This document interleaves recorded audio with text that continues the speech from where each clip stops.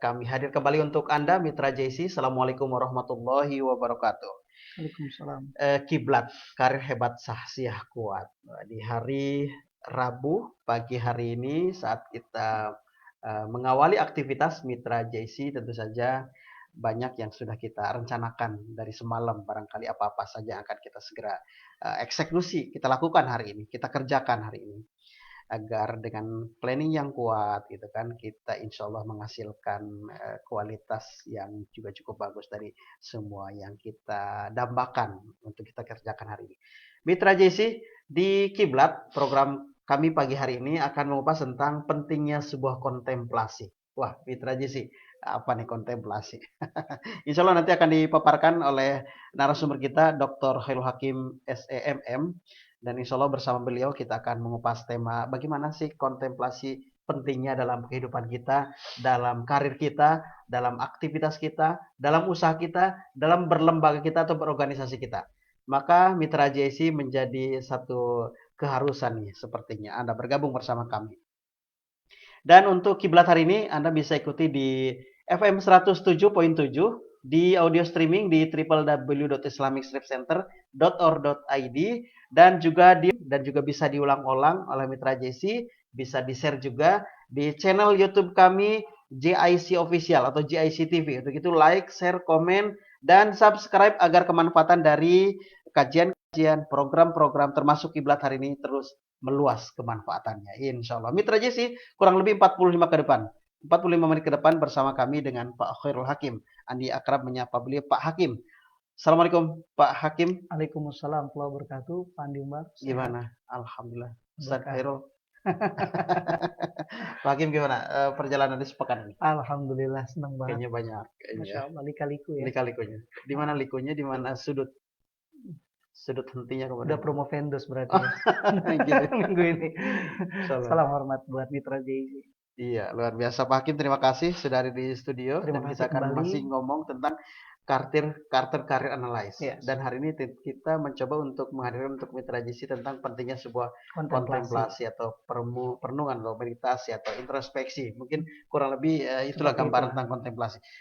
Sebenarnya kalau kita kaitan dengan karir kita, kalau Ustadz Khairul melihat seberapa penting sih sebenarnya kontemplasi ini? Kontemplasi itu adalah perenungan yang memiliki arti dan makna ya. Jadi saat kita melakukan sebuah aktivitas kontemplasi, kita harus tahu makna yang terkandung di belakangnya itu apa. Jadi nggak cuma sebatas merenung, tapi juga mengetahui besok ke depannya karir kita bagaimana. Karena kita nggak terlepas dari sisi E kan. Jadi kita harus merenung juga apakah jalan hidup yang sudah kita lewati ini sudah tepat atau belum. Gitu. Artinya setiap yang kita lakukan itu kalau hasil perenungan, apakah kualitasnya lebih baik atau seperti apa sebenarnya? Ya betul seperti itu. Secara kualitasnya baik, terus juga secara kedepannya ya. Kan tadi kualitas, kedepannya, jadi prospeknya bagaimana itu karir dan lain sebagainya. Nah, dengan kontemplasi itu kita bisa lebih terpusat sama diri sendiri. Jadi ada plus minus diri sendiri yang kemarin itu belum kita lihat, sekarang dengan kontemplasi kita bisa lihat itu. Oke, berarti kontemplasi ini penting buat siapapun, penting untuk profesi apapun. Betul, karenanya Allah Subhanahu wa Ta'ala menghadirkan kontemplasi itu dalam lima waktu, dan itu wajib bagi kita. Sebelum kita berjalan kerja, ada sholat subuh. Terus waktu lagi kita ada di tengah-tengah pekerjaan, ada sholat zuhur. Terus setelah itu, setelah melaksanakan aktivitas pekerjaan, ada sholat asar. Sampai di rumah sendiri, Allah Subhanahu wa Ta'ala nyuruh kita sholat maghrib. Setelah sholat maghrib, 1 jam setelah itu sholat isya sebelum kita tidur, perenungan terhadap diri sendiri. Jadi kita tahu dalam waktu yang efektif 1 hari itu sudah ngerjain apa aja sih. Karenanya pertama kali setelah selesai kita melaksanakan sholat, kita harus bukan mengucapkan Alhamdulillah, bukan mengucapkan terima kasih, tapi yang kita ucapkan adalah Astagfirullahaladzim. Kenapa seperti itu? Karena melalui kegiatannya itu kita banyak sekali hal-hal yang kurang berkenan gitu terhadap diri sendiri utamanya. Jadi waktu lagi kita melaksanakan aktivitas banyak sekali kesalahan-kesalahan. Disitulah kita menghadirkan Tuhan. Saat kita berkontemplasi melalui dalam hal ini adalah sholat 5 waktu. Seperti itu. Iya. Oke, berarti kalau kita lihat ada hubungan yang signifikan antara kesuksesan yang kita raih, apakah hati kita, kondisi kejiwaan kita juga stabil, gitu ya. Betul. Makanya hadirlah sebuah kontemplasi utama. Iya. Oke, Pak Khairul, pentingnya kontemplasi dari sudut mana apa aja nih? Dari sudut apapun ya. Jadi kalau kita bahas sisi berarti Iya, kita iya. nggak jauh dari karir. Oke. Terus kalau misalnya kontemplasi kita punya keluarga pun sama. Kita harus berkontemplasi apakah kita sudah menjadi suami atau ayah yang baik bagi keluarga kita. Pun juga kalau kita berada di kantor, di rumah, di masyarakat, apakah kita sudah menjadi teman yang baik atau anggota masyarakat yang baik bagi masyarakat kita. Nah itu semuanya harus kita renungkan. Harus kita bicarakan dengan diri. Karena yang terbaik bagi seseorang adalah hari kemarin dengan hari sekarang lebih bagusan hari sekarang. Dan disitulah kontemplasi itu mengakar sehingga memiliki makna. Seperti itu. Nah ada manfaat-manfaat dari kontemplasi. Penting nih. Mungkin Mitra JC sebelum melakukan pasti pengen tahu apakah ada manfaat dari kontemplasi. Ada 4 manfaat nih. Berapa? Ada 4 manfaat, dari kontemplasi. Yang pertama self discovery. Discovery. Yang kedua adalah self refleksi. Yang ketiga adalah self reminder. Dan yang keempat adalah self healthy. Nah 4 hal inilah kalau kita bisa mengoptimalkan kontemplasi itu sehingga 4 hal ini bisa kita dapatkan. Seperti itu. Pak Khairul kudu ngejelasin nih satu-satu nih dari 4 self itu. Iya, akhirnya dari 4 hal ini kita bisa lebih percaya diri, kita bisa lebih tahu kelemahan dan kekurangan kita bisa lebih tahu juga kelebihan kita, karir meningkat, hubungan antar keluarga juga bagus, antar masyarakat juga bagus, dan yang terpenting adalah hubungan kita dengan Tuhan jadi lebih bagus. Prioritas malah ya. Itu dia. Oke. Ada 4 manfaat. Pertama, self discovery. Apa ini? Self discovery. Menemukan diri dan lebih menemukan diri lagi. Saya katakan menemukan diri dan lebih menemukan diri lagi. Kalau kemarin kan kita bahas ada 7 cara meningkatkan kompetensi, ada 2 yang pertama tuh menganalisis diri dan menjadi manusia pembelajar. Nah, dengan kontemplasi ini 2 hal ini bisa kita raup. Dan yang ketiga adalah mengevaluasi diri. Nah, 3 hal ini bisa kita raup. Dari mana? Self discovery. Jadi kita bisa memahami diri, apa yang sudah kita kerjakan kemarin, kemampuan apa yang sudah kita tanam kemarin, sehingga apa ada lagi kemampuan yang harus kita dapetin lagi ke depan, itu bisa kita jawab dengan kontemplasi. Dari sini self discovery itu menjadi salah satu manfaat dari kontemplasi, seperti itu. Jadi kita bisa mengetahui begini. Contohnya, saat kita menjadi seorang guru, saya selalu mengutarakan menjadi seorang guru karena fitrahnya manusia itu setelah dia belajar dia harus mengajar. Ya, jadi dia harus mengajar. Kita menjadi seorang guru.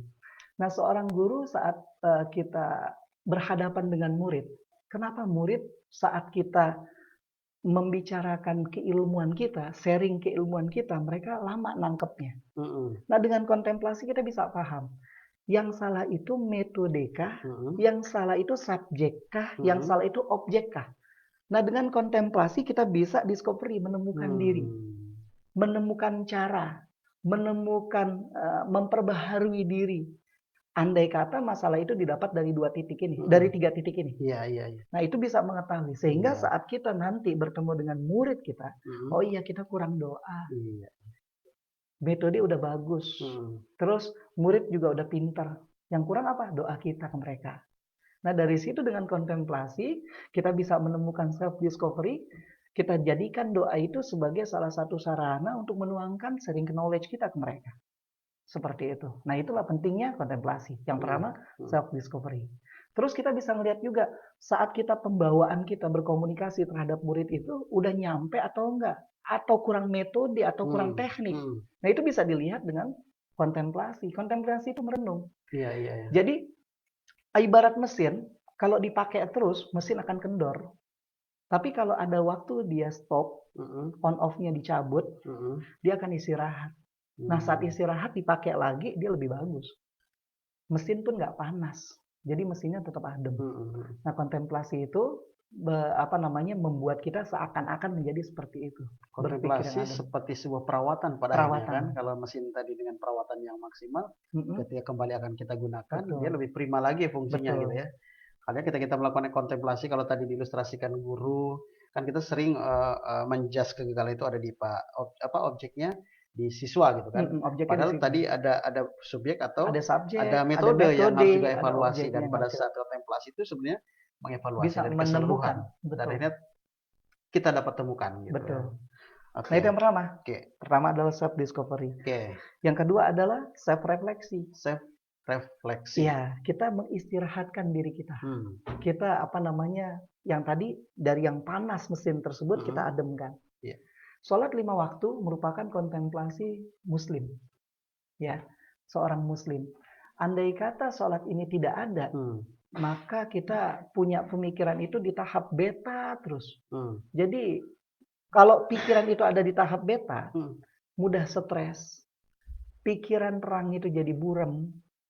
Terus kalau kita berada di tahap beta terus, kita akhirnya jadi nggak nusuk. Maksudnya kemampuan kita itu nggak menusuk.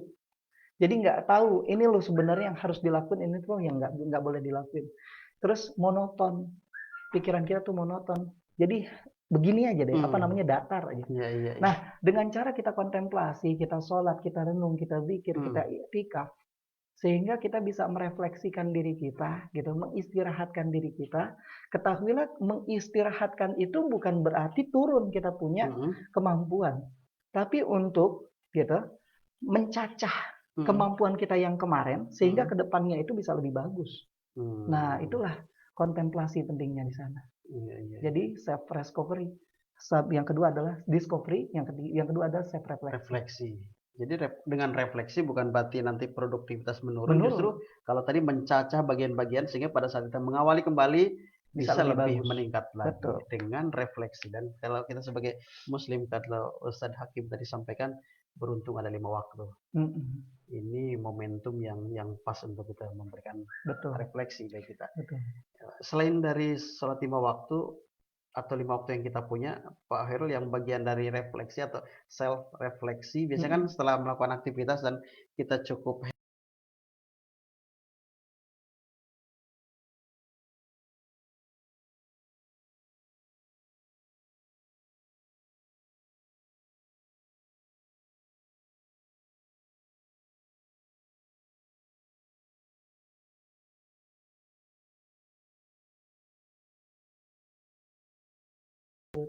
Selain 5 waktu ada i'tikaf, selain 5 waktu juga ada merenung, dalam hal ini tafakur.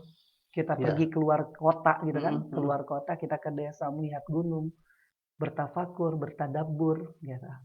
Nah, ada cara. Kalau cara itu contoh misalnya kita duit banyak. Bagaimana caranya biar kita bisa kontemplasi diri, dari duit banyak ini kita sedekahkan. Dari uang banyak ini kita zakatkan. Dari uang banyak ini kita infakkan. Dari uang banyak ini kita beli tanah, kita wakafkan. Masya Allah. Nah, itu juga bagian dari kontemplasi dengan self refleksi. Itu dari sisi cara ya. Betul. Ketahuilah bahwa sungguh ibadah yang kita bangun, seluruh ibadah, inna sholati wa nusuki wa mahyaya wa mamati inna sholati wa nusuki, kita punya sholat, kita punya ibadah, itu adalah mengenolkan diri. Jadi kontemplasi ini adalah bersifat seakan-akan kita mengenolkan diri buat diri kita. Sholat kita mengenolkan diri, ada yang 0 derajat 90 45 dan semuanya dijadiin 360. Jadinya kita kayak wakaf. Kita tawaf di Ka'bah Baitullah kan 0 derajat. Semuanya di 0 derajat kan. Nanti kita akan bahas itu secara spiritual question ya. Kalau sekarang kan kita masuk ke kontemplasi, kita nyinggung spiritual sama emotional question. Untuk karir kita bukan siapa-siapa, bukan apa-apa. Nah, dengan cara seperti itu, coba kita lihat air, minum. Kalau penuh terus, kita tuangin lagi air, kira-kira bisa enggak dia itu dicampur sama air yang lain? Enggak, kalau penuh. Dengan kontemplasi itu dinolkan, dikurangi, bahkan dikosongkan, sehingga saat nanti kita mengisinya mudah. Itulah maksud kontemplasi. Nah, dengan mengkontemplasi juga yang tadinya airnya keruh bisa dihilangkan, sehingga nanti dimasukin lagi dengan air yang bersih dan jernih. Dan tidak tumpah. Tidak tumpah. Nah, itu ya pentingnya kontemplasi. Discovery dan refleksi. Ada refleksi, dan perlu pahami juga refleksi ada dua. Ada sisi cara, ada sisi waktu. Sisi waktu. Kalau waktu tadi sudah jelas disampaikan oleh Pak Khairul, dan juga dari sisi cara gitu ya, sampai ke hal-hal yang tadi seperti dari harta yang kita punya kemana-mana saja. Dan ini juga bagian untuk refleksi kita bahwa sesungguhnya keberhasilan dan kesuksesan yang ada pada diri kita, kita paham ada hak mereka, juga kita tahu bahwa ada yang menitipkan semua yang kita punya gitu. Betul. Sehingga refleksi kita atau kontemplasi kita semakin dapat bermakna ya. Bermakna ya. Oke, baru 2 nih Pak Khairul. Kita masih punya 2 self yang juga harus dipaparkan. Yang ketiga adalah self reminder. Jadi kita reminder, mengingatkan diri. Jadi dengan kontemplasi itu kita jadi tahu siapa diri kita. Nah ini, orang rata-rata kalau ada masalah itu update status. Yang saya mau tanya, kalau ada masalah itu mau diselesaikan atau mau diceritakan? Kira-kira nih, Ustadz Andi Umar atau Bapak Andi Umar. Kalau ada masalah mau diselesaikan atau mau diceritakan? Harusnya kan esensinya itu kan diselesaikan, bukan diceritakan. Ceritakan merupakan salah satu gitu kan cara untuk menyelesaikan masalah. Nah, dengan kontemplasi itu ada self reminder, mengingatkan diri bahwa semua ada masalah. Nah, kalau ada masalah itu kita bukan menceritakan semua masalah kita, tapi menyelesaikan masalah. Dengan kontemplasi itu kita lebih banyak berpikir. Ceritakan masalah ke Tuhan sehingga refleksinya sehingga remindernya, pengingatnya adalah kita diselesaikan masalah tersebut. Coba kita merenung juga ya. Saat kita ada masalah, yang pertama kali kita lakukan megang handphone, update status. Ambil kertas, cari solusi. Cari literatur dan buku, kita kaji. Sekarang lagi kondisi COVID-19 ya.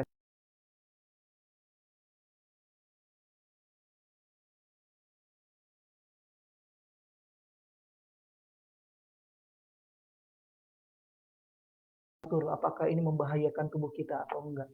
Saya katakan itu bukan pilihan yang tepat, bukan cara yang tepat. Yang pertama, seandainya kita dapat masalah, gini dulu lah. Ya Allah, selesaikan masalah saya. Seandainya kita lagi dapat masalah, jangan kita keburu-buru untuk menyelesaikan masalah itu. Khawatir saat kita menyelesaikan dengan cara kita sendiri, masalah bukan selesai, justru malah nambah. Pernah kan terjadi? Seperti itu. Kita punya masalah. Bukan masalah itu selesai, justru malah nambah. Yang harus kita lakukan adalah berdoa.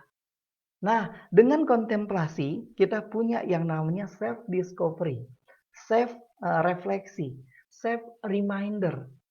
Nah, yang harus dilakukan dari 3 keuntungan tersebut adalah kita lebih banyak menemukan diri untuk menengadahkan tangan kita, bermunajat kepada Allah, bermuajahah sama Allah, bermujahadah dengan Allah, sehingga kalimat-kalimat yang keluar bukan keluh kesah.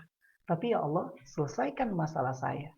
Masalah kamu memang besar, tapi saya memiliki Allah yang maha besar. Begitu.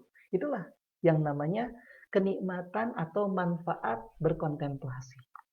Nah, self reminder kita jadi ingat diri. Kita siapa? Kita itu apa? Kita adalah makhluk yang diciptakan oleh Allah Subhanahu wa taala untuk beribadah kepada Allah. Bukan beribadah kepada manusia, nyembah orang. Orang juga sama, semuanya minta sama Allah. Kita lebih takut sama bos daripada takut sama Allah. Iya, betul. Misalnya contoh, ini kita bukan berarti ngobrolin kanan kiri, enggak ya. Misalnya ada pejabat yang manggil kita, buru-buru kita kepak barang, datengin ke tempat pejabat. Padahal pejabat sama kita statusnya sama, makhluk.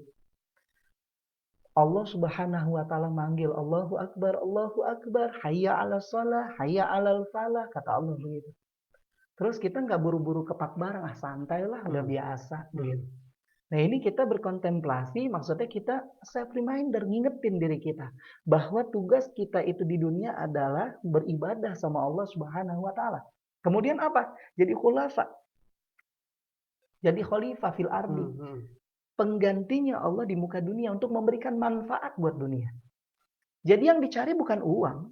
Jadi yang dicari adalah bukan harta, kekayaan, bukan Lamborghini. Bukan apartemen mewah, tapi seberapa besar dan seberapa banyak kita bermanfaat buat orang lain. Itulah yang dimaksud dengan manusia yang paling mulia. Dengan kontemplasi kita akan menemukan itu. Seperti itu. Jadi ada 3, discovery, Iya, refleksi, reminder. Iya, reminder tadi yang terakhir bagaimana sebagai pengingat ya. Iya. Oke, satu lagi terakhir dari self apa nih? Healthy. Sehat, menyehatkan diri. Kalau yang tadi mesin kalau digunakan terus, dia akan aus, dia akan panas, dia akan berkarat. Tapi kalau misalnya dicopotin dulu, dia adem. Nah, begitupun manusia. Kalau dipaksa kerja terus, dia akan menjadi workaholic. Dia nggak kenal diri, dia akan aus, dia akan panas, dia akan rusak. Nggak cuma sebatas rusak fisik, tapi juga rusak mental, spiritual. Dengan kontemplasi, dicopotin dulu perasaan-perasaan berat, ditanggalkan sejenak, merenung, menenangkan diri, menyamankan hari, maka sehingga dia dapat yang namanya kesehatan diri biar lebih baik. Itu secara rohani, mungkin secara jasmani? Secara jasmani ya pasti ya. Dengan kontemplasi itu yang tadinya badan bergerak, otot bekerja, fisiknya bergerak, semuanya, mereka kan lelah. Butuh yang namanya terapi, butuh yang namanya refleksi, butuh menenangkan diri sehingga diri bahkan lebih sehat kembali, begitu. Mata juga sama, pelototin nih dari komputer. Iya.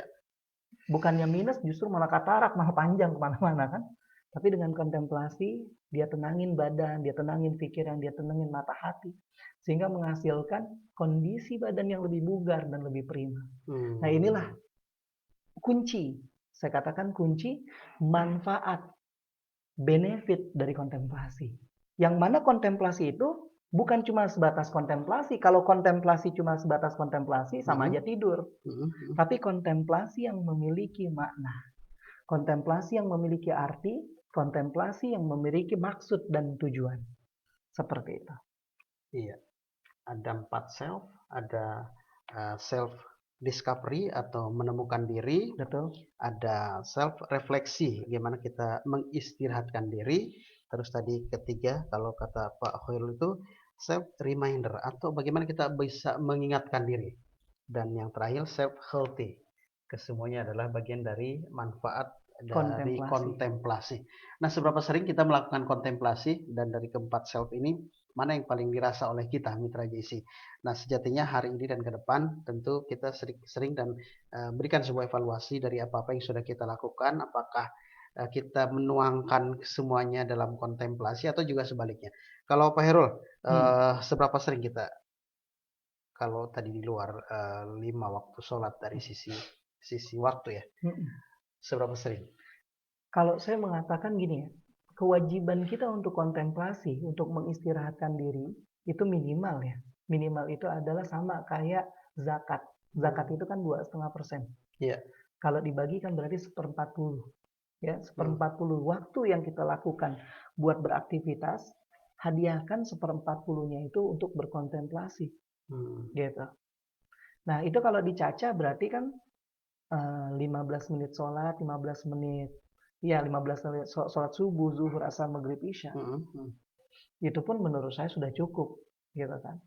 Karenanya kalau kita keluar atau kurang dari 1/40 waktu untuk kontemplasi, biasanya ada yang salah dari perangkat tubuh kita. Nah, sehingga yang harus dilakukan apa? Ya qodho. Sholatnya harus diqodho. Kontemplasinya harus diqodho.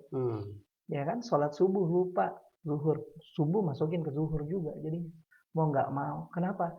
Karena itu pentingnya kontemplasi. Ingat, badan punya hak. Jadi nggak kita bisa bilang kerjain deh semuanya, yang penting manfaat buat orang. Bukan begitu caranya untuk lebih tampil bijaksana.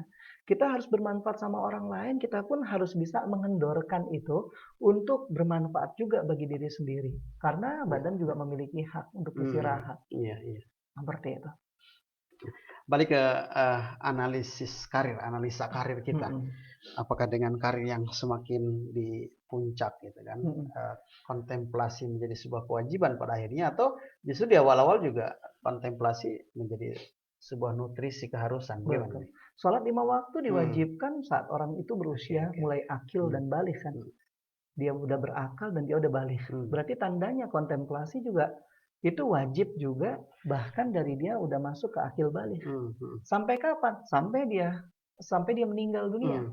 Seperti itu. Kontemplasi itu yang kita lihat, perenungan dalam hal ini kan ada kalimat merenung dalam arti kata negatif. Ini Iya. merenung dalam arti kata positif. Positif ya. Dengan cara kita berkontemplasi, ya kan, berkontemplasi dari kita akil balik sampai kita meninggal, kita jadi lebih tahu tujuan atau makna kehidupan itu apa. Iya. Ada orang yang berada di titik puncak, menurut kita karir dia hebat, tapi ternyata dia kurang dari segi spiritualnya, nggak imbang.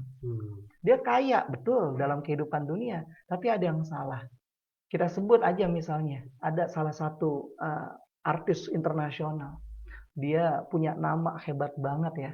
Nggak perlu sebut nama ya, kita kasih contoh. Tapi di akhir dia punya kehidupan overdosis narkoba. Berarti tandanya apa? Ada yang salah. Nah, salahnya ini bisa dilihat dari mana? Saat dia bisa discovery, saat dia bisa merefleksi, saat dia bisa mereminder, saat dia bisa berhealthy untuk dirinya sendiri. Dia harus merenung. Sebenarnya tujuan hidup saya cuma buat nyenengin orang, ngedapetin duit, atau cuma biar bisa punya kesan ke orang lain bahwa saya itu kaya apa bukan sih? Nah, dengan kontemplasi dia bisa tahu dirinya itu seperti apa. Iya. Karena sering kita celotehan ya, kalau kita lagi ngobrol sama kawan dekat yang super dekat. Kadang kita sering ngomong, saya paling bisa ingat kepada Allah paling pada saat kita lagi kondisi terpuruk. Tapi ada juga yang bilang, saya justru pada saat di atas puncak, saya paling bisa ya bagian dari kontemplasi mendekat kepada Allah. Ini kan nantinya variatif ya orang-orang. Nah, seharusnya kan dari posisi ketika di bawah pun kita dekat. Sampai ke puncak karir pun kita tetap berada pada posisi yang sama. Nah, untuk mempertahankan itu seperti apa nih, Pak Irwan? Ada strategi yang khusus tadi saya suka tuh kalimatnya. Kita kalau misalnya lagi ada terpuruk, kita ingat Tuhan. Kita lagi naik, kita lebih bersyukur, kita ingat Tuhan. Jadi di dalam Al-Quran juga pernah dikatakan seperti ini ya. Di Al-Quran dikatakan bahwa manusia itu tergantung ceruk. Jadi kita nggak bisa nyalahin orang yang terpuruk dia ingat Tuhan. Kita juga nggak bisa nyalahin orang yang dia tinggi ingat Tuhan. Kita juga nggak bisa nyalahin bahwa dia lebih gemar sedekah ketimbang sholat. Kita juga nggak bisa nyalahin bahwa pertama kali dia beribadah itu dengan taklim, menuntut ilmu. Kita juga nggak bisa nyalahin bahwa saya lebih senang tuh puasa. Karena masing-masing punya ceruk ibadah yang berbeda. Nah, kontemplasi, kita anggap aja misalnya sholat, gitu kan? Sholat itu ya dari awal, diwajibkan sampai akhir.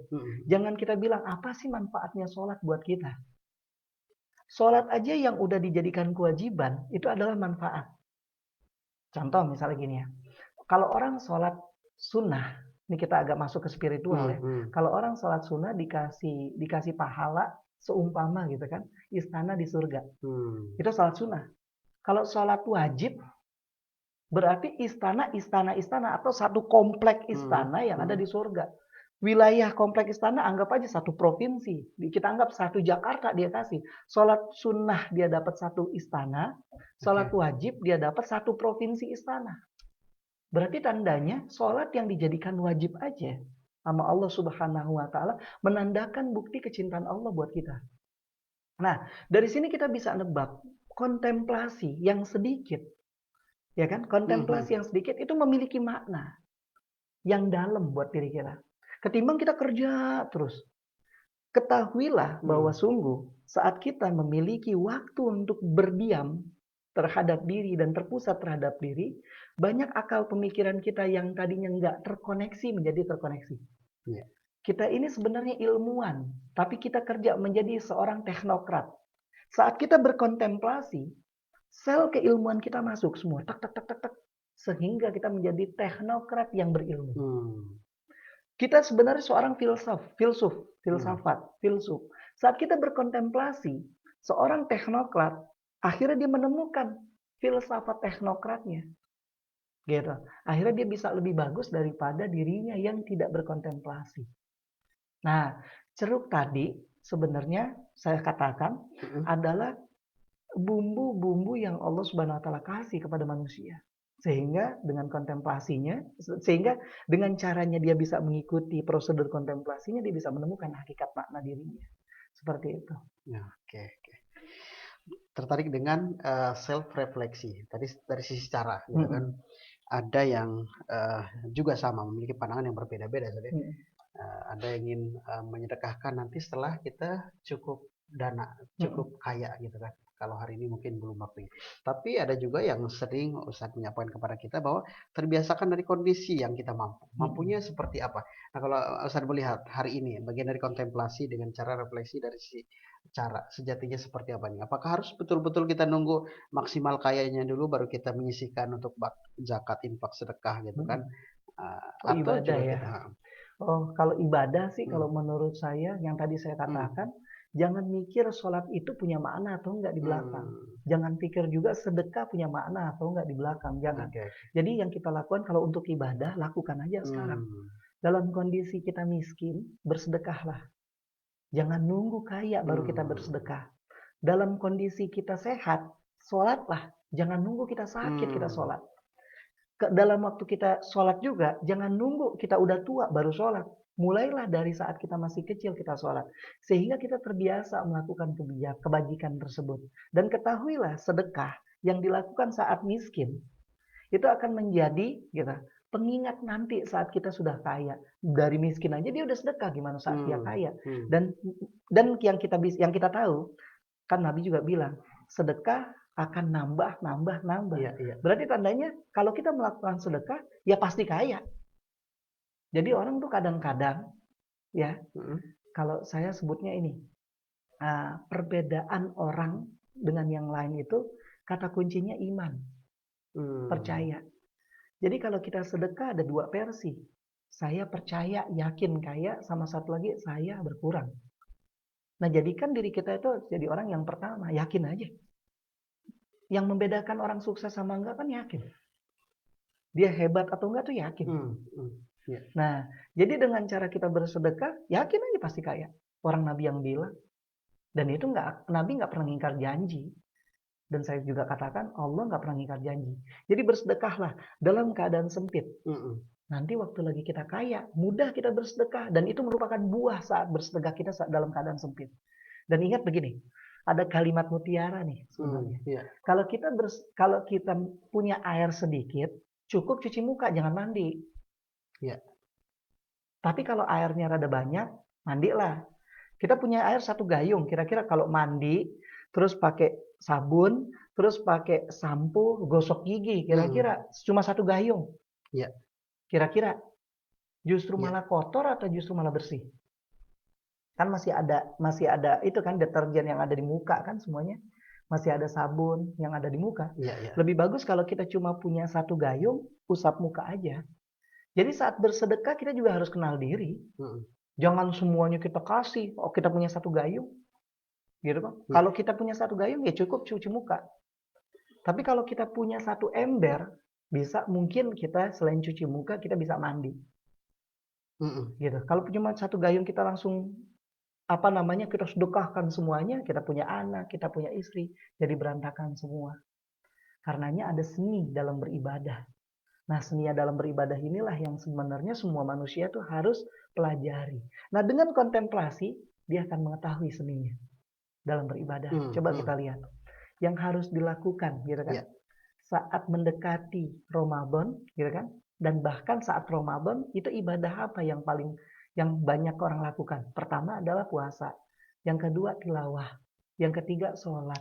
Kan begitu. Hmm, Yang keempat sedekah. Berbondong-bondong dia sedekah. Berbondong-bondong dia beribadah. Bukan pergi haji. Pergi haji ada waktunya. iya. Saat Zulhijjah kan. Hmm, Nah, kontemplasi kita bisa mengetahui ibadah-ibadah apa yang harus kita lakukan sekarang. Kontemplasi bisa mengetahui juga pekerjaan-pekerjaan apa yang sekarang lagi hot. hmm. Sehingga kita punya kompetensi bisa menyeimbangkan dengan apa yang sudah ada sekarang. Begitu. Nah, inilah yang saya sebut manfaat kontemplasi bagi diri. Kontemplasi sebagai sebuah pengertian yang lebih luas, Iya, iya. yaitu dia lebih mengenal diri sendiri, dalam arti dia bisa lebih mengenal diri, Tuhannya, masyarakatnya, kemampuannya, dan banyak hal. Seperti itu. Oke. Baik, Pak Khairul, kita sudah berada di penghujung kebersamaan menemani mitra JIC di program Kiblat hari ini Betul. tentang kontemplasi. Hmm.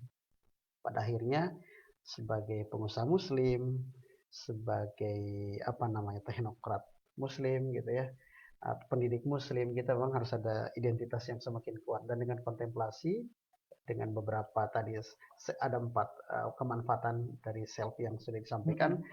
Mudah-mudahan semakin kita munculkan pribadi-pribadi yang kuat dan kokoh tadi. Pesan akhir mungkin dari perjumpaan kita tentang pentingnya sebuah kontemplasi. Kontemplasi perenungan. Tapi merenung, dia harus punya makna dari perenungan. Nggak cuma sebatas kontemplasi.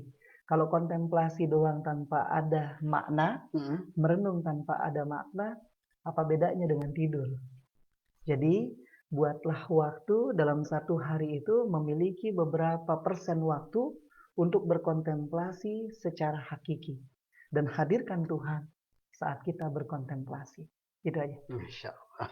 Baik, Mitra, dengan tadi catatan akhir dari Pak Khairul, berakhir perjumpaan kita di Kiblat hari ini. Pak Khairul, terima kasih waktunya kembali, sudah berbagi bersama Andi Umar dan juga Mitra JC. Semoga di perjumpaan atau seri berikutnya kita kembali menghiasi JIC Official. Bagi mitra yang saat ini tidak sempat menonton siaran kami, sekali lagi kami ajak Anda bergabung di channel YouTube JIC TV. Jangan lupa untuk like, share, komen, dan subscribe agar sekali lagi semakin luas kemanfaatan dari program-program, kajian-kajian, siaran-siaran, dan talk show yang dihadirkan di channel kita ini. Terima kasih yang sudah bergabung. Wassalamualaikum warahmatullahi wabarakatuh. Waalaikumsalam warahmatullahi wabarakatuh. Berkah. Terima kasih. Terima kasih. Mantap. Luar biasa.